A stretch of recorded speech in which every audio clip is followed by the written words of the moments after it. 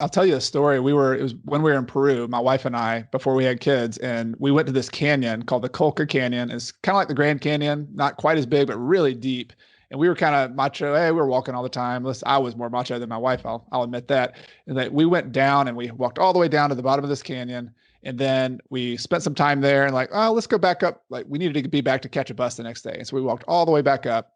We were pushing it. Like we were climbing this essentially a mountain, a canyon, and we pushed it really hard. And by the time I got back about halfway up the mountain, we didn't eat a good lunch.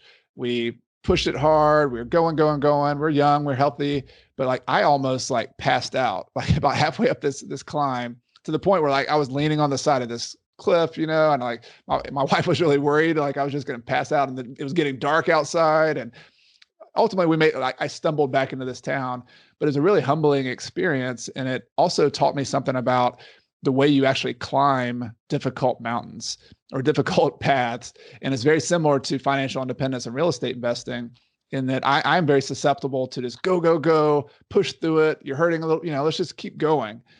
As opposed to, maybe you should like pace yourself a little bit because this is a long, like ultra marathon. Financial independence, real estate investing, some of these goals we have are up there at the top of the mountain, and like we should shoot for those. Those are great, but you can get there in increments. That's the beautiful thing. Even if you're like, man, financial independence is so far off in my life, there are a bunch of little plateaus along the way that you can reach. For example, like what if you were trying to get a couple rental properties, like you got a house hack and then maybe one other rental property over the next few years, and what if that generated an extra $500 per month in cash flow for you? That would be a plateau. Like you should celebrate that. You should pat yourself on the back because you could take a break. You could, maybe it's a week or two. Maybe it's a vacation that you couldn't take before. Maybe it's just the fact that you have a little bit more financial stability in your life. Like that is a plateau. Like you should celebrate that. And there are a bunch of plateaus like that along the way.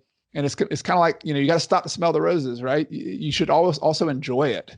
Like this isn't like a grind that you just keep on going for 20 years and finally you're happy.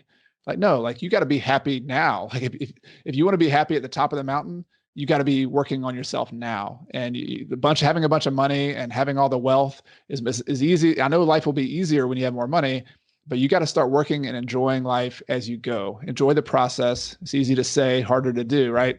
But some of these plateaus of just kind of patting yourself on the back, taking a break, enjoying life, and then getting back to the climb again, it was so helpful for me. And it's something I needed. Like my wife was a big reminder of this, like, Chad, take a break, enjoy this thing. Maybe it's just a weekend. Maybe it's a 1 week vacation. Detach yourself from the grind.